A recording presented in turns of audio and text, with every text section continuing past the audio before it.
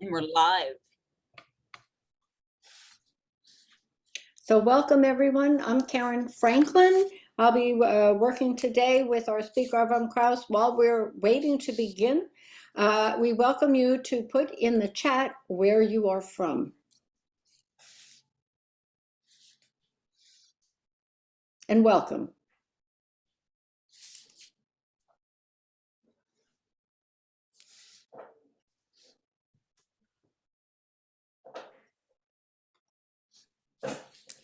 Wow. From Victoria, British Columbia, Charlotte, North Carolina, Cincinnati, Boston, Chicago, Delaware, Ontario, Markham, Ontario. Fantastic. Naples, Florida, waiting for a tropical storm. Isn't that special? Well, we thank you for being with us particularly. Seattle, Oakland, New York City, Massachusetts. I think you can all read. It's very exciting. Very exciting. Avram, you're a popular guy.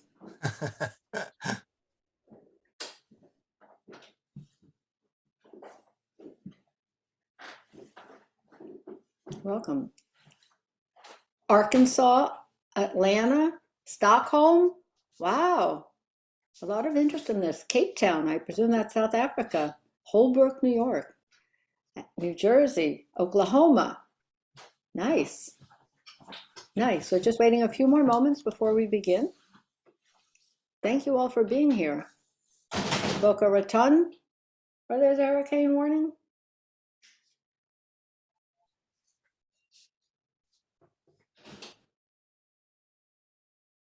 San Francisco. This is just reminding me of the various political races that are going on right now that are unfinished, make me a little nervous.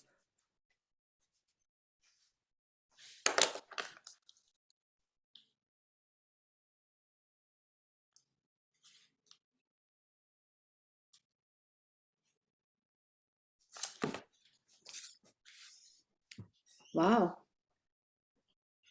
Yes, we are wandering Jews. Welcome everyone to Dying to Find Out Beyond Death Certificates. We'll begin in just a moment or two. We welcome you. Please put in the chat where you're from. This is great. This is great.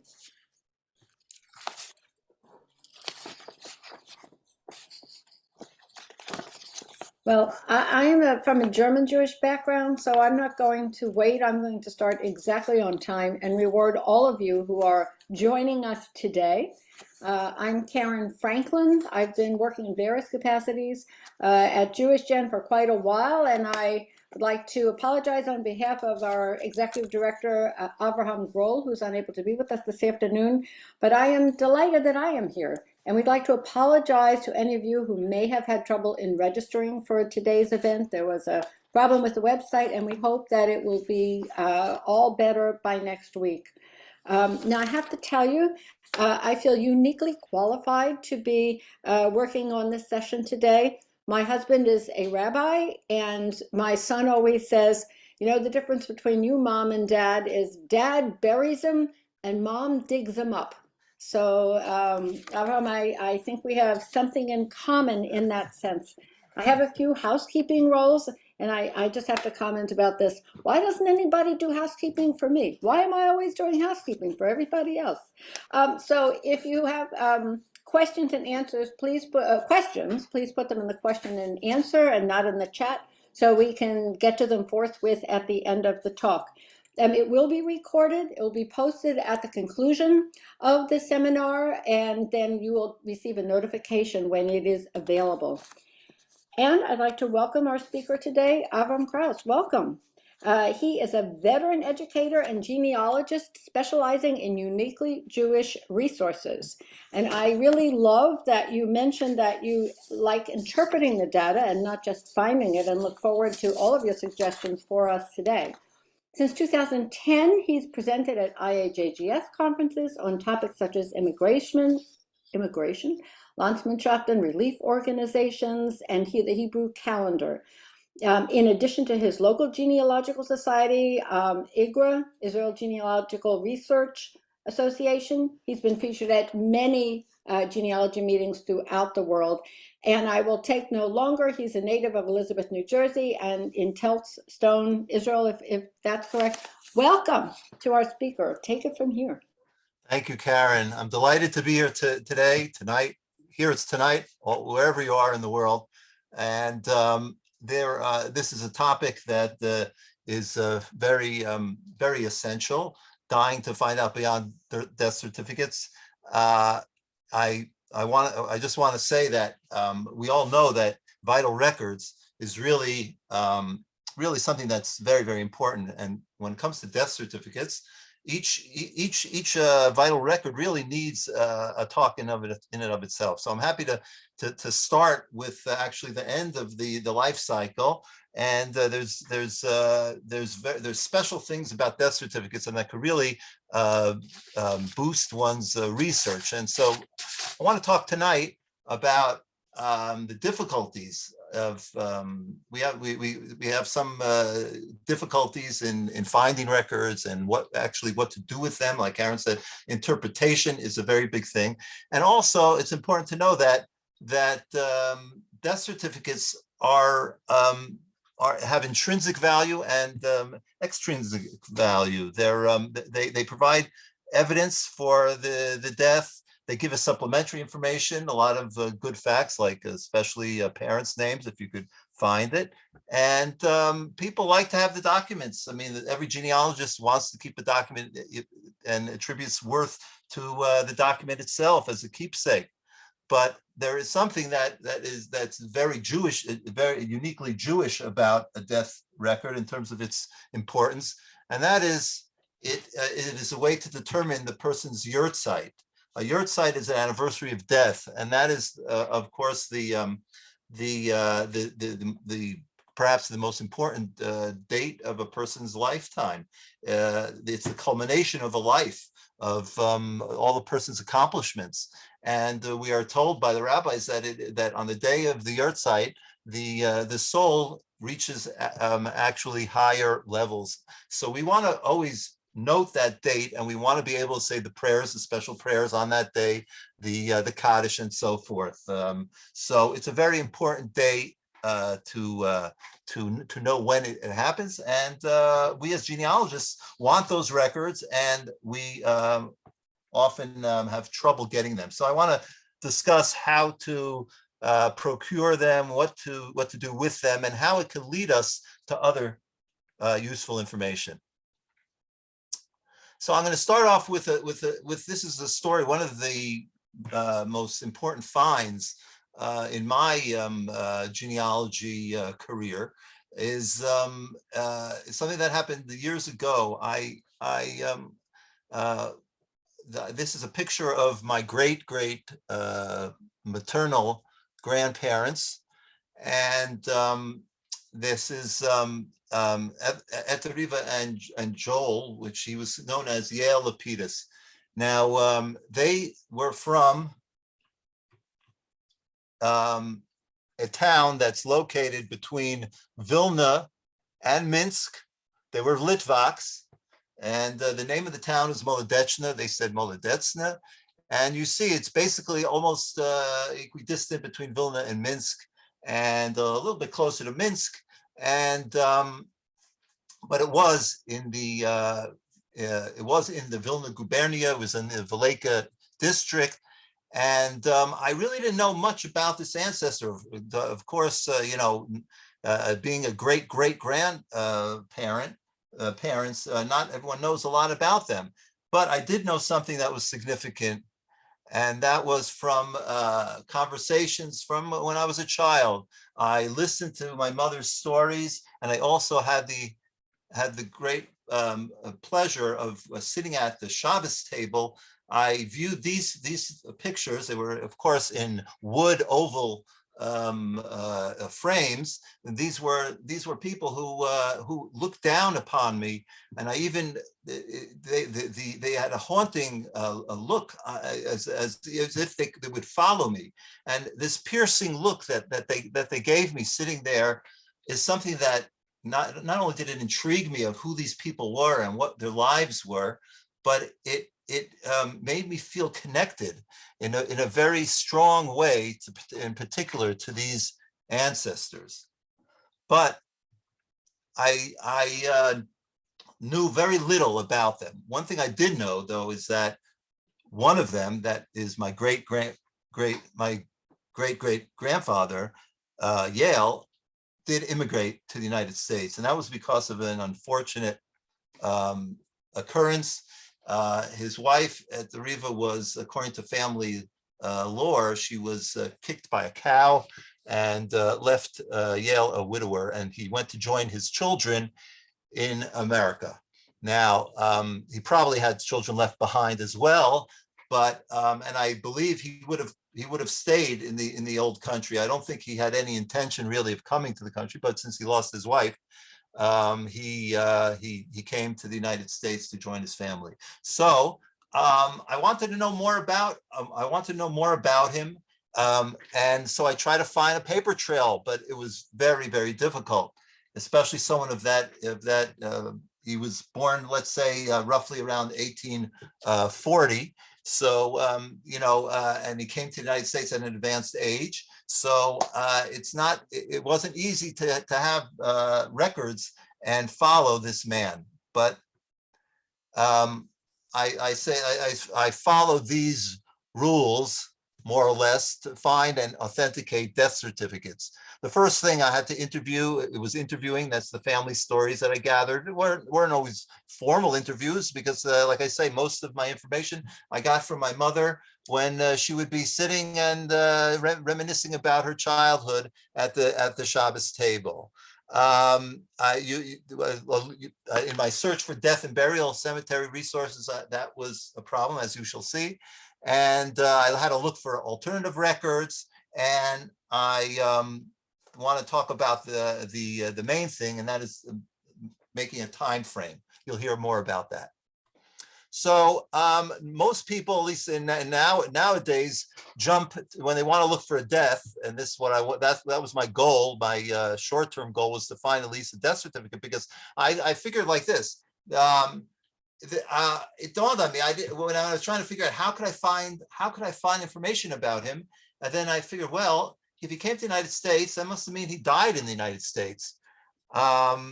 And so there must be some record. I don't know, it was like a dumb moment, like, of course, but it took me time to realize that I may be able to find a death certificate. Of course, someone challenged me once and said, how do you know? Maybe he didn't go, how do you know? Maybe he went back to Europe. And I said that was very rare. And in my family, they were too poor to send people back to the other way. And he was advanced age, and I knew it didn't happen. But, there's always a possibility, but that doesn't mean you shouldn't look. So nowadays, you go to the big genealogy websites with databases, and you look for people. When I embarked on this journey, those things didn't exist. And I had to do it the old-fashioned way. So I had to use documents to try to find ways to get to my desired document. So just as just to go through a few short, a few ways in which deaths are known, and which you're probably known to many of the people that are listening, and that is, of course, the Social Security Death Index. Well, he predated that, so I couldn't use that. Obituaries, no obituary.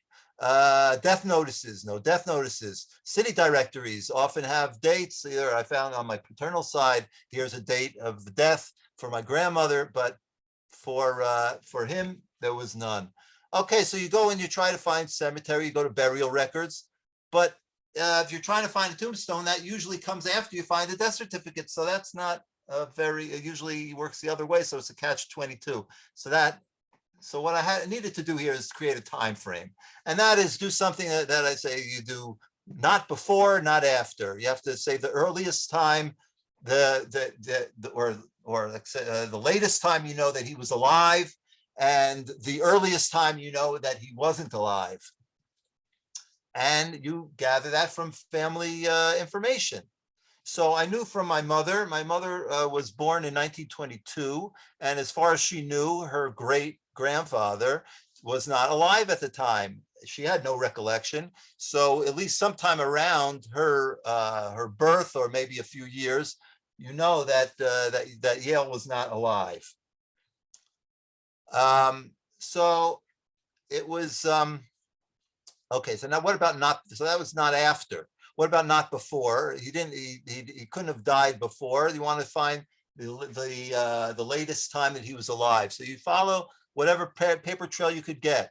And so this is a immigration, a manifest, a ship manifest with the name Joel Lapidus on it. It's from 1902. It's from Rotterdam, on the SS Rotterdam, and which the photo that I had of the boat happened to be that same boat that you saw before. Okay, 1902. Now, now you go to the census. In the 1900, this is 1910 federal census. So when I was looking for my great grandparents, the Regeson family, lo and behold, Joel Lapidus was listed as the father-in-law of the head of the household, and he was living with them at the time, and that was in Brooklyn. And it said there that he came to this country in 1902, which was corroborated by the ship manifest that I ultimately found. So, you know, that was in 1910, he was still alive. Now in the federal 1920 census, you see here that the family which I would have thought he would be living with is actually, I'm sorry, did you lose me here? I lost.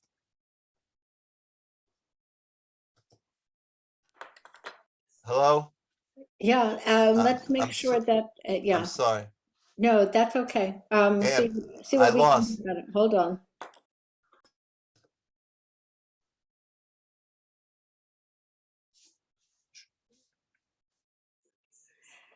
Can you continue and we'll try and get it straight while you. Oh, wait a second. There, I think. I I got got it. Very good. Okay, Great. I'm sorry about that. Okay, so so in the 1920 census, the family of his daughter, Lena, which is the Regeson family where he was living in 1910, Joel is not found there. So it seems to imply that he was not alive in 1920. Okay, but now we want to narrow. So you have between I'm assuming now that he died somewhere between 1910 and 1920. But there's something else that we have that we could use in order to figure out when a person passed away, and that is following Ashkenazi naming patterns.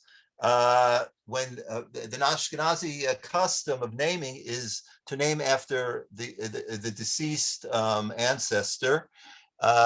So if there's a baby that followed a grandson or a great grandson that had the same name as the person who we're looking for, the ancestor. So we know that the ancestor already passed away. So let's try to find a child, at least one child that was named after Yael Lapidus. Okay, so Joel Lapidus had 3 children that came to the United States. One of them, the oldest of the 3, was Lena, my great grandmother, which was that was the family unit that you saw Yael was together with. Lena and her husband Jacob. So that was the oldest. The oldest. Their family consisted of 4 children: Isaac, Harry, Dora, and Ray. So here, number 1, no one was named Joel, and no one actually was born after the time. In other words, they were all living when they were all born before Yael passed away. Okay, so let's try the next.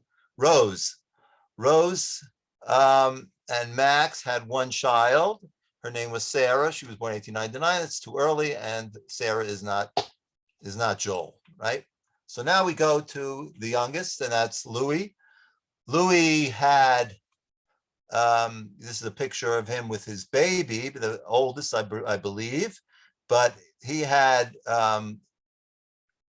5, but 4 that lived. The fourth, the youngest, was, lo and behold, Joel Lapidus. He was born in February of 1919. So that narrows down our window from a year. Okay, it's helpful.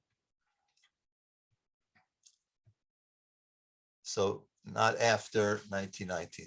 Okay, so now, actually, I did not see at the time, I think that it took me a while.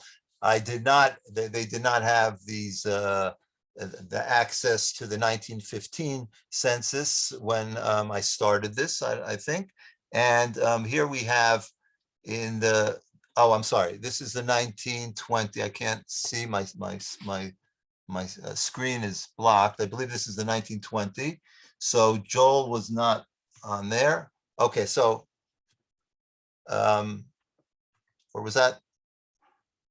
I can't, I think this was the 1915. In 1915, the Regeson family, Lena's family, did not have Joel there either. So it would seem that that the before and after times would go from 1910 to 1915. So in those days, I had to use the microfilm reader and scroll. In New York, you had to scroll through. Not only did you have to scroll year by year, you had to scroll for death certificates. You had to go borough by borough, and they're listed quarterly. So I figured I would go through them and try to the indexes and try to find that were on microfilm and try to find a death certificate from there. But I had to first go borough by borough. So what did I do? The boroughs of New York, there are 5 of them. 2 of them, well, I would first go to Brooklyn because that's where he was living in 1910. In 1915, where he was not found, but where his daughter Lena was found, was already, they were in the borough of the Bronx. So I knew that if his last residence was with that family, as it was when he in 1910, then it would mean I would have to look at either Brooklyn or the Bronx. So I first went to Brooklyn, and I did not find anything in those years. I even went up to 1920 just to make sure, because an omission in a census does not prove that a person is dead. It's an indication, but there's always a possibility there were transcription errors or a person was missed. So it doesn't prove that the person wasn't alive, but it just lends us to believe that, and it's a working hypothesis. But so I looked in Brooklyn, couldn't find them. Next, I tried the Bronx. I also couldn't find them there. Now, what's left is Staten Island and Queens. I would not even think that they would be in the running for looking, because at that time our family wasn't living there, and the majority of the immigrants congregated in Manhattan or Brooklyn, or when they started moving to uptown to the Bronx, that was already a big move. So that was like suburbia in those days. So I didn't expect to see them there. But what about Manhattan? Bingo. I found the record in Manhattan. Great. So, but when I got to the record, just because you have the record doesn't mean it's for the right person. So I have to go through this is the part to go through the death certificate item by item. But before I do that with you, I will mention that there is this site for New York Vital Records. That's the Italian genealogical group has a database of records, and over there it did give me that record. I did not see that when I don't believe that I saw that until later, but in my search. But it is important to know this was the record that I saw from Manhattan. It's from December 12th, 1914, which shows us that our narrowing down was on the mark between 1910 and 1915. So let's go item by item. Let's look at this, because to make sure, just like I say, just because we found the record doesn't mean it's the right person. And even if we think it is, we want to be able to prove it beyond the shadow of a doubt. So it's not so easy to read, but on the top, it lists his address at the time of death, and that's 302 East Broadway. So that explains why it's in Manhattan. He passed away in Manhattan. But what is 302 East Broadway? It was a old age home. It was the house Daughters of Jacob, and that's where he was. So that would explain it. Now, I did at the time, my mother was still living, and I asked her, what is this house, Daughters of Jacob? Do you know anything about that? She said, yeah, well, he stayed with my grandparents until he was too ill that they couldn't take care of him, and they know that he went to somewhere, and she did not know where, but that would fit nicely with this record. That's a 3-2. Okay. The problem is also a big problem with this record is that there was no informant. Usually, if you see an informant and you could make the relationship, if one of the children, his children was the informant, then I would know that it's him. But unfortunately, it didn't have that. So what else do I look at? Over here, there's a W here for widower. Okay, that fits the family story that he was a widower, that he lost his wife, and his marital status was a widower. His birth, 1841, that sounded around right, 73 years of age. Now let's look at his parents' names. This is a big clue, and this is another, like we say, with Ashkenazi naming patterns. Maybe this could be helpful, because if you know his parents' names, you could look for children named after his parents. So here, the father was Isaac, the mother was Doba. So who here had children named after Yael's parents? Let's go to Lena. Lena had Isaac. That was the same name as Yael's father. Also had a daughter named Dora. Now, Dora's Yiddish name was Doba. So those names exactly match. Is this proof? No, it's not proof, but it is an indication, possibly, that we have the right person. And if we get a predominance of records that point in that direction, then it could be we have the right person. Now, what else do we have here? A former address was listed as 68 Eldridge Street. Now, that is not an address we came across. If you recall, 60 Sumner was the address in Brooklyn, and 1987 Washington Avenue in the Bronx. Where is the 68 Eldridge? So that again, it raised eyebrows. Do I have the right person? It's in Manhattan, but again, there's no informant. I have no way of knowing where this comes from, but I did think of something. Look at his children. I remembered another record that I saw, and that is Louis's records. He had a World War, these are draft cards, and from 1918. Louis's address was 68 Eldridge Street in 1918.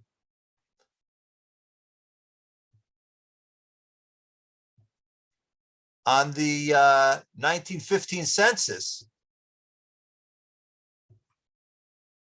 Louis appears here with his family. And where's the address? Eldridge Street, 68. So could it be that 68 Eldridge Street was put in for Yale's son as the address rather than the address for his father. And being that there was no informant, I assumed that if Yale died at the home of Daughters of Jacob in Manhattan, the closest of his children to that address would be Lewis, and he's at 68 Eldridge, and he probably was an informant, although it's not listed on this document. And that address, he probably gave his own address rather than the address of Yale. Next, so now we have more of a reason to think it's the right document, but we're not stopping. Place that we have to look at the place of burial. The place of burial is listed as UH Ocean View Cemetery. What is Ocean View Cemetery? Ocean View Cemetery is in Staten Island, and it's a non-sectarian cemetery. So I knew something's wrong here. This could not be the cemetery where Yale is buried in. So I went back here. It said UH. What is that UH? So I asked my mother at the time. She also came to the rescue without batting an eyelash. She said, "Oh, UH stands for United Hebrew." United Hebrew? What's that? So she told me United Hebrew was a burial association, and it also was a synagogue, and it was on the Lower East Side. Look at the address, 201, 203 East Broadway. That's just like a block away from Daughters of Jacob. And we're going to use this to connect us to the death certificate. Now, United Hebrew, my mother was familiar with it because other relatives of hers were buried in plots in the Montefiore Cemetery, which is on Long Island, but not the Staten Island, but it was the same organization, same burial organization. So there is a United Hebrew Cemetery on Staten Island. So it happens to be like a mile and a half away from Ocean View Cemetery that we saw before, the non-sectarian cemetery. It seems as if the United Hebrew Cemetery was once called United Hebrew Ocean View. So I went ahead and there's a website. I didn't have a website at that time. I wrote snail mail at the time. I wrote a letter to the United Hebrew community in New York, and I asked them, do you have any information on some of my relatives? And I listed Joel Lapidus, and I hit pay dirt with this. This is his record, his membership to this organization, the United Hebrew Community. If you see here, up on top, it has his name, Lapidus Joel, and it has when he became a member in 1911, initiated in May, and his dues was paid through September of 1914. He died, if you recall, in December of 1914. His addresses residences were listed on the top of the card. The first one, the one that's crossed out, was 58/60 Sumner Avenue in Brooklyn. If you recall, that was the address of the Regeson family, of Lena's, his daughter's family, where he lived in 1910. 302 East Broadway is the address next to that. That is the address of on the death certificate where of the home for Daughters of Jacob. So here we find a connection between the Joel Lapidus that I was searching for and the Joel Lapidus of the death certificate, that my hunches and the evidence that I found on the record did in fact point to the fact that this is the right man. It was in fact, so this was the Rosetta Stone, this burial information, that document which linked the two addresses gave me incontrovertible evidence that this was my man.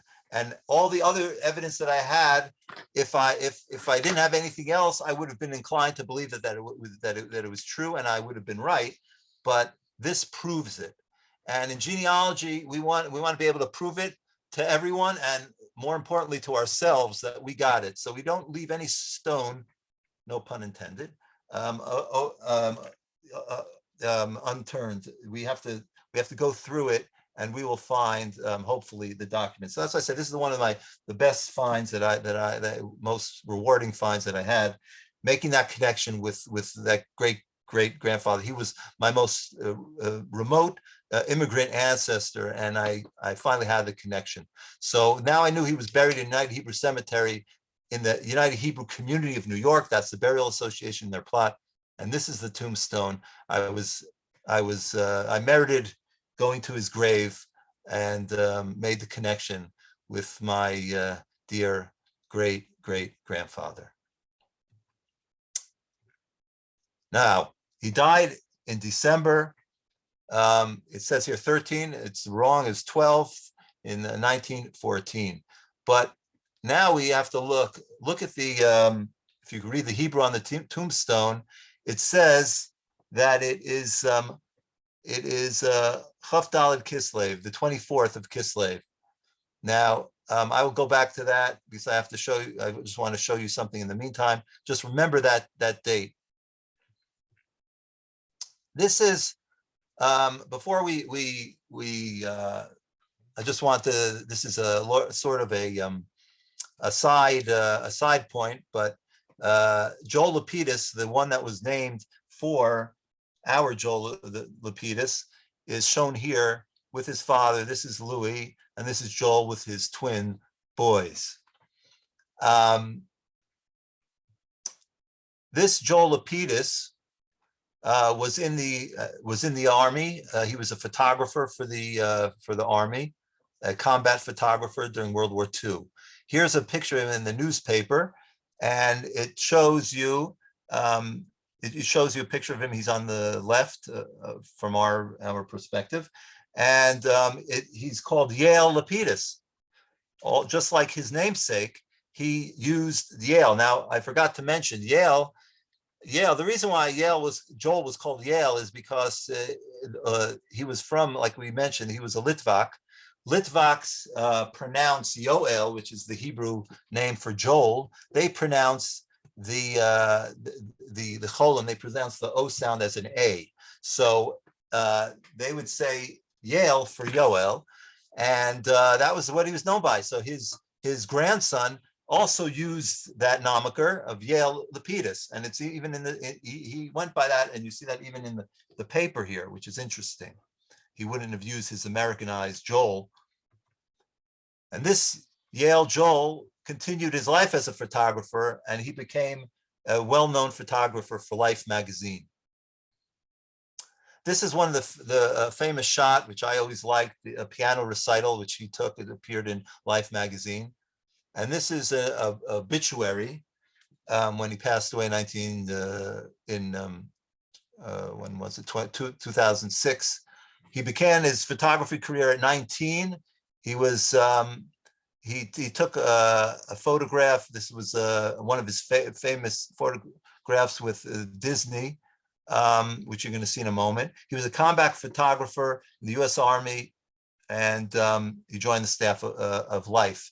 And like we say, he took a group portrait of 1,500 Disney World employees, which made it to the cover of Life magazine in 1971. So this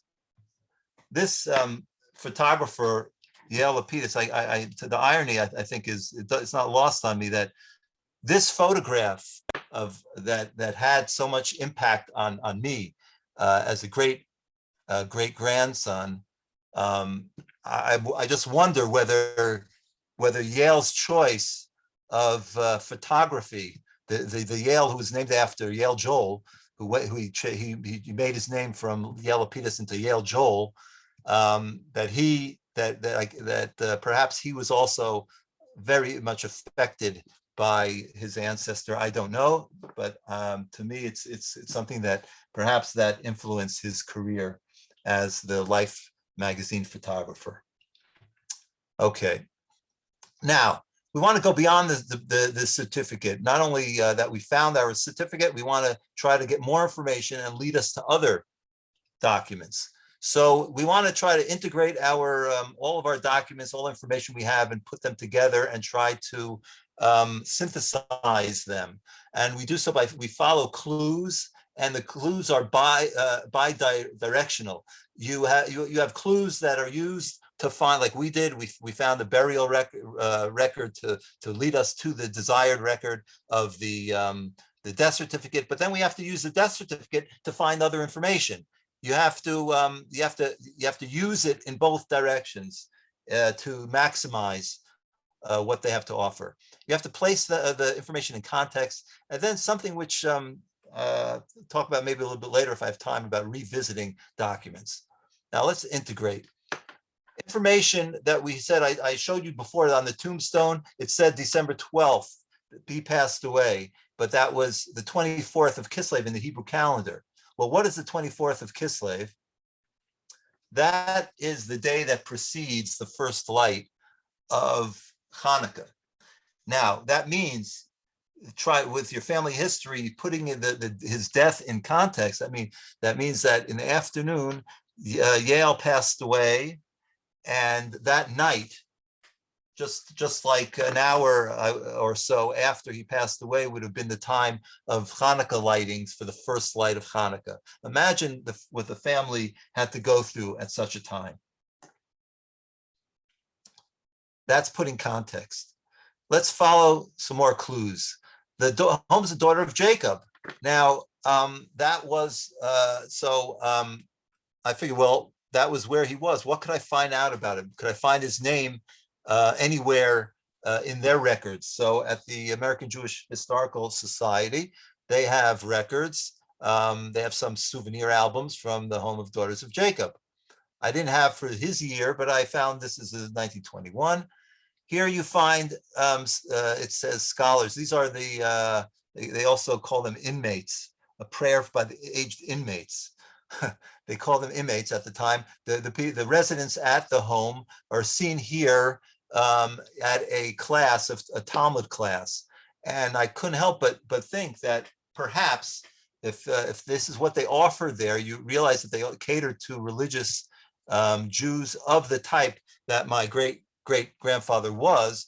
And I just picture that he could have been sitting similarly at a table together with a group of like-minded men. And that gives me some more of an idea of his experience in his last years of his life. They do also have plaques, and in the souvenir journal, they had plaques of people's names on the board. I didn't find his, but this is something to look for. So always follow the clues. You could, if you knew someone's in an old age home, perhaps there's some type of record of death on a plaque, a memorial plaque, like you find typically in synagogues. This I just liked. It was an inmate, Sarah Schwartz, 110 years old. I just, that was something which warms your heart to see them taking care of that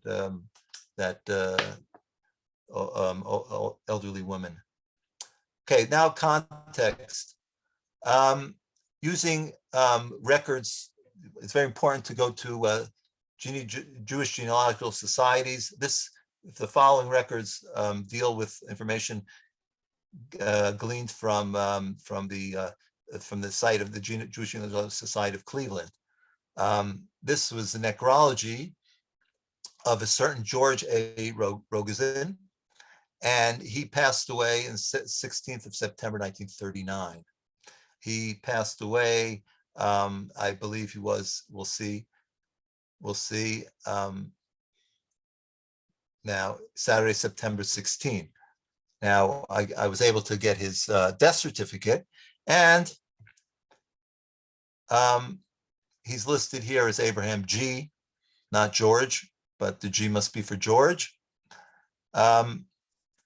And this is when he died. He was young, he was 35 years of age. Now, it says the name of his parents, Barnett and Esther, and it says his informant was Louis E. Cohen.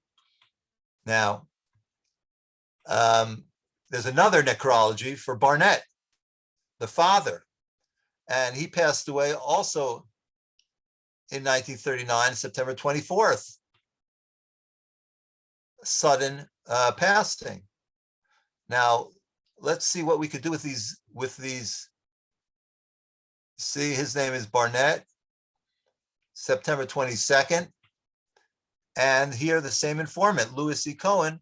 And the information here for parents is unknown, unknown, unknown. Well, Louis was a son-in-law, and he is not, he didn't know the information. So if you take these two documents together, two people, father and son, passed away. The son preceded the father, one on the 16th of September, one on the 22nd. Now, so again, now we've put this in context. We don't only want the information of the deaths, but what do these dates mean? One thing it meant is that when the family was sitting Shiva, the Jewish practice of mourning mourning ceremonial mourning in the houses, they were in the midst of mourning the George, the son, and the father passes away. Imagine that's like double the double tragedy. And it's also September 22nd.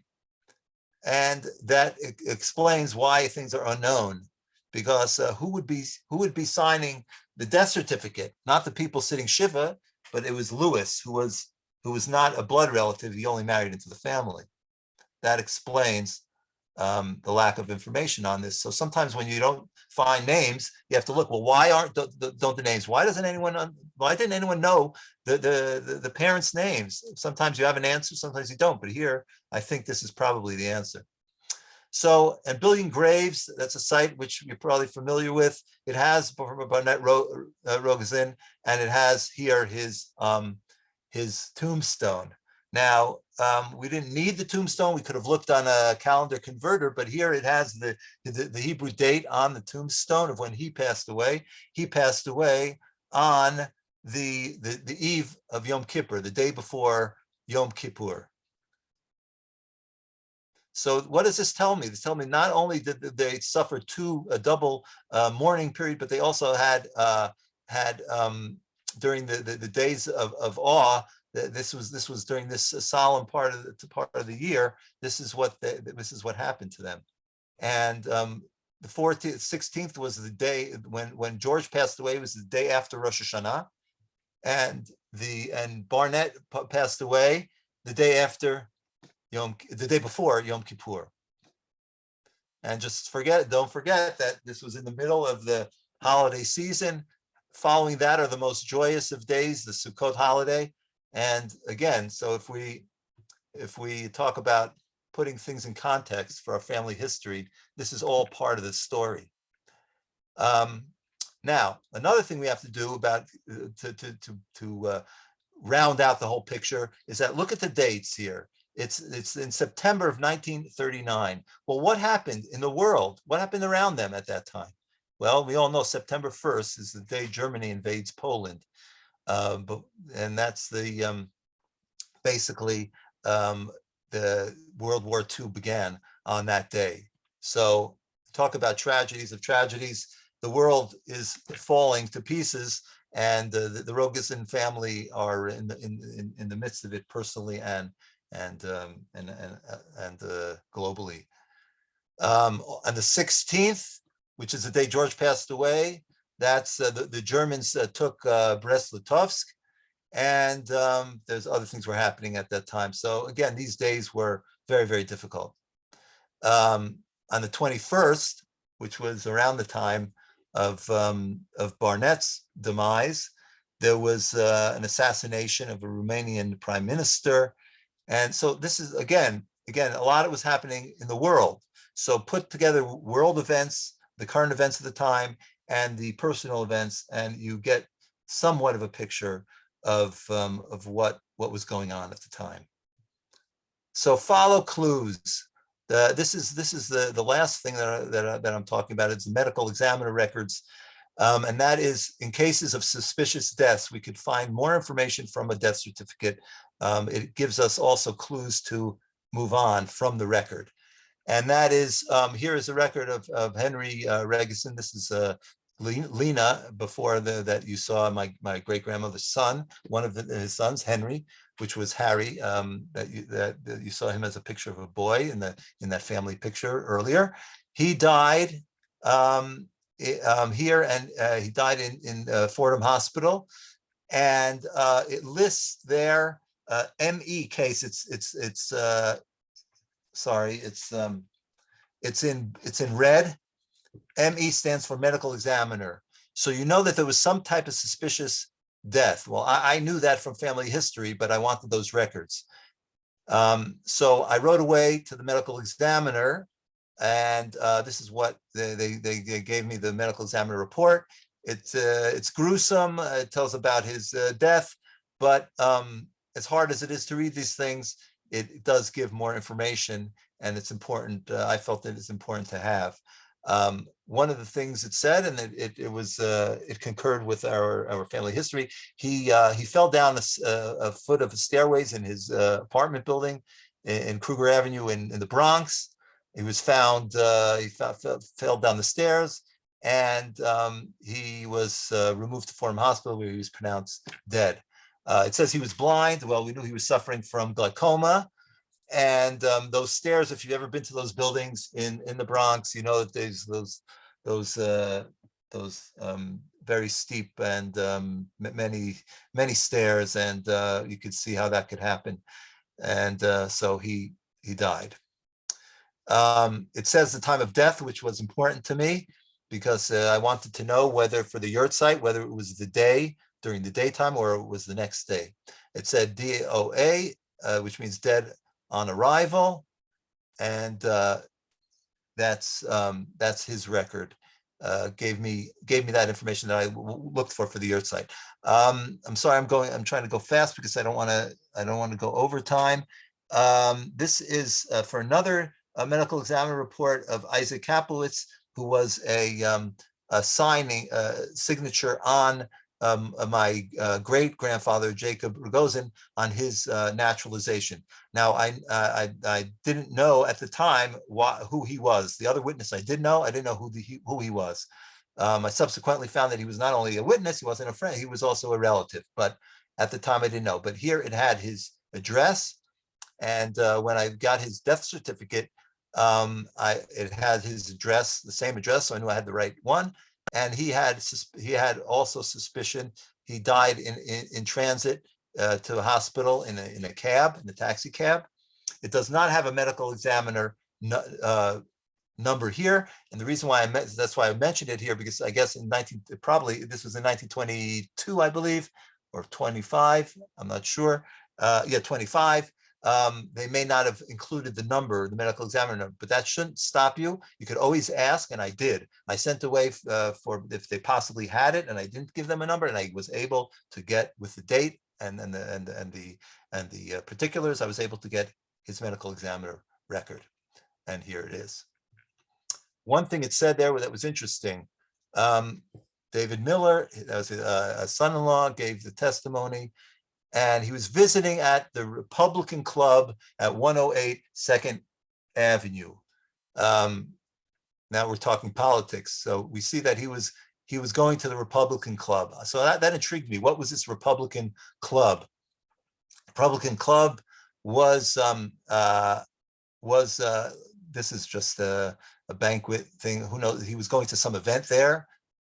And so I looked up. There's another thing you could do is find who was in that building and where, and who was who owned that building. Who were they renting from? If they, so it happened to be the building of the Hebrew Free Loan Association. Now the Hebrew Free Loan Association, not only did they house the Republican Party, but so you see that this had some Jewish connection, probably because it was the Hebrew Free Loan Association. I may say also that at that time frame, most people do not know, but at that time, Jews in general in the 1920s were Republican in general, were very heavily Republican voters. It changed with FDR and the New Deal and all that, but they were at that time, just a tidbit, that many of them were Republican at the time. And they were housed in the Hebrew Free Loan Association, and they were that also connects to everything else. The Hebrew Free Loan had the same people were involved with the Hebrew Free Loan, were involved with the daughters of Jacob, and the United Hebrew congregation. So even the same, I believe that they had same people on the same board. The board had some of the same people. So we really come full circle. There's people here that have made. It's almost like endogamy. If you find the Jewish in the Lower East Side at the time, you're finding connections all over between the burial societies, between old age homes, between the synagogues, and between buildings. Yeah, even for something as non-sectarian as a Republican club, it could be. I would think that they would probably. It could be that particular branch may have had a lot of Jews in it. That's my assumption. But anyway, it adds to the family story, and it gives you pointers where to go in the future. Okay, so I'm going to just say that we have to remember that you need documents to find documents, but then when you find the document, you have to go back and try to use that information in any which way you can. So this is what we do when we do the research. We go this way, that way, or another way, but we have to keep on going. The main thing is we keep on going, and we hope we'll find our way and found our desired documents. So I thank you. This I'm not going to go through. This is just a recap. The main thing here is that making your time frame and going, like we said, making those connections. So I'm going to end here, and I thank everyone for giving me this opportunity. Thank you, Karen, and thank you, everyone from JewishGen. Please thank Avrami as well. And I hope everyone enjoyed and learned something. If you have any questions, I'll be happy to take them. Yeah, thank you, thank you, thank you. Yeah, don't go away too quickly, because there are some wonderful questions that we want to ask you. And is it possible to close your screen sharing so we can see your face? I love the contextualization, which gives so much more to the story. And I'm thinking also of the many times that at the end of the death certificate it was unknown or UNK. Oftentimes it was if there was a second wife or there was a long time span where the family was in the United States, or if someone died young of disease, say, I think with the flu epidemic in the mid 1917, 1918, and people just didn't know who the ancestor was. So that gives a whole new interpretation. One of the really, there are a number of interesting questions. People wanted to know how to contact the medical examiner, how you're able to track that down. Well, in New York, there's Doris. If you go to the municipal archive site, and I think it should be in my handout, it should be in the handout. There's a form that you could fill out online, and you put in you fill it in, and that's how you get it. It's the same way if other people if people are familiar with ordering records from the municipal archives, it's that same website. You just have to go to the proper place. Yeah, thank you. We'll stay just a few extra minutes past 3. I think we can do that to make sure we get to some of your questions. But if you have to leave, we understand. You've been a wonderful, attentive audience, and you've held everybody's attention, of over 250 people during this time. One of the questions was also, how can you be sure that someone is not taking the same name of someone who's still living? But before you answer this question, you should just know that my maiden name was Karen Jean Spiegel, and my mother's name was Jean Spiegel. So how do you know that someone is named for someone who's not living? Well, actually, first of all, there's a difference between Ashkenazi practice and Sephardi practice. Mm-hmm. I'm talking here about Ashkenazim, the East European Jews. As a matter of fact, it's true in Western Europe too for the Ashkenazim, except they don't name after, that's typically. The exception is, I knew there is something that is done, and Karen is from German Jewish extraction. The German Jews gave the middle name of the father or the mother to their children. That was a common practice. That doesn't mean they weren't known by that name, and they wouldn't have used that name other than as a middle name. Like you would not have used, Karen would not have used Jean as her name if her mother was using that name. That was not done they used it. You know what? It's almost like like today, many women will use their maiden name as their middle name. That doesn't mean that's their mother's name, and it's also their name, but that's not their personal name. The same thing was done in Germany. They gave the children the name of the parent. Yeah, it's a middle name, but that won't appear on the Jewish records. It won't appear in the Hebrew records. They don't add that. That's not their Hebrew name. It is a name to identifier, like I say, like a surname, a maiden name, surname that identifies that you're that person's child. An example of this is Amsel Rothschild. His name, all of his children had Amsel as the middle name. The boys who took on so that's a German Jewish custom. There may be exceptions, like with Ashkenazim in the Dutch community, because they were influenced by the Sephardim of Amsterdam, and so that may be an exception. But in general, that's how you know if they're traditional. I mean, nowadays we're not talking about people that died recently or that were born, let's say, in America or some other country. We're talking about people that came from Europe, would not have named. Ashkenazi Jews would not name the child the name of their living relative. What I say living relative, but there is something here. There's a caveat. The two people do make a mistake and say this is basically for grandparents and grandchildren, because you will find nephews and uncles will have the same name. And the reason for that is, and people make the mistake and they think, how could that be? Must be he died. No. When it comes to uncle and nephew or aunt and niece, that's because they're not being named after the living relative. They're being named after a shared relative. In other words, it could be someone's great grandparent and someone's grandparent. For example, my wife has a brother